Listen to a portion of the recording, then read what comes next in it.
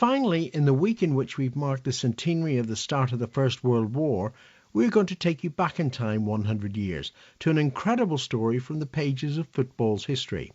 In 1914, an English amateur club called Corinthian-Casuals was due to tour Brazil. The team had strong links with the country and had already given their name to Corinthians of Sao Paulo, now one of the strongest teams in South America. However, the tour never took place. When their ship docked in northeastern Brazil on its first stop, they learnt that war had broken out between Britain and Germany. They returned home straight away. Almost the entire side, superstars in their day, were killed on the battlefields of the First World War. 100 years on, the current Corinthians team is planning to return to Brazil to play against their namesakes from Sao Paulo. The tour will be organised by their former player, Chris Watney, and he's been telling me about the club's illustrious history. Corinthian-Casuals, obviously we were born from two great clubs, the Corinthians and the Casuals, and everyone kind of says, oh yeah, Corinthians, you're the oldest club in the world, and it's not quite true, but our legacy has so much history to it. It's quite amazing. So they began in 1882. Pa Jackson was the secretary of the FA at the time, and Scotland were the dominant force in world football.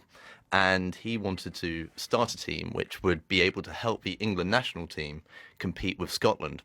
And so he put together this side, and sure enough, eventually, all 11 members of the England team were Corinthians, and they managed to beat Scotland. And their legacy from then went on to become something of football missionaries at the dawn of the sport.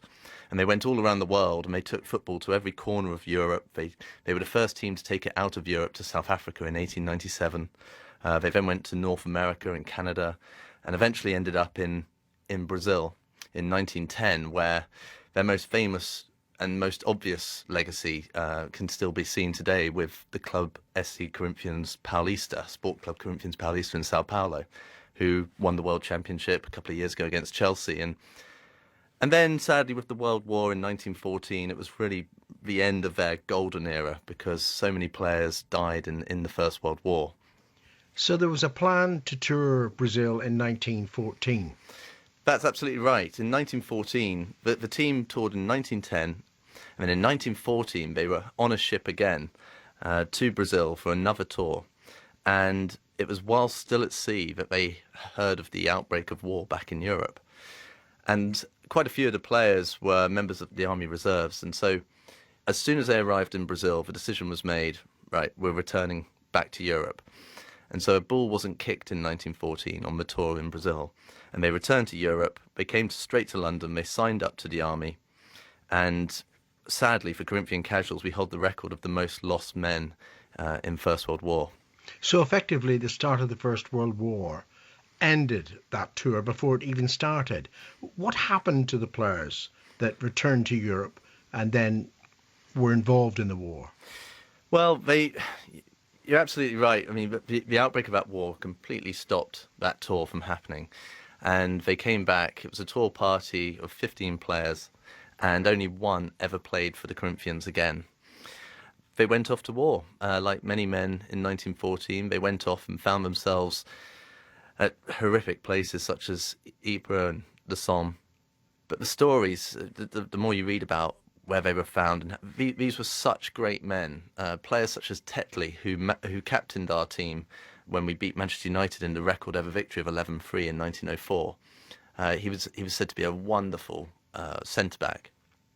And tragically, he was found on the battlefields with no more than a cigarette case to his name, and it was just such an undignified end for such great men who had lived such amazing lives, who had genuinely inspired a planet to millions of people to play football, and to have died fighting for the freedom of the world.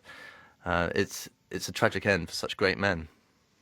So 100 years on, you're planning to go back to Brazil, and there's the prospect of playing at Corinthians Arena, which was built for the World Cup. I was there just last summer on more than one occasion. It must be very exciting for you and for the players. Well, it's absolutely incredible. With the Corinthians building this new arena for themselves for the World Cup, we suddenly had this huge coincidental surge of interest in us from the Brazilian fan base, who were actually demanding that we come and open the new stadium. And there was actually public votes where Corinthian-Casuals, we outvoted Real Madrid, Barcelona and Chelsea for the fans' vote to be the team to come and open this new stadium. It's an unbelievable opportunity for the club and for the players. I don't think they can quite...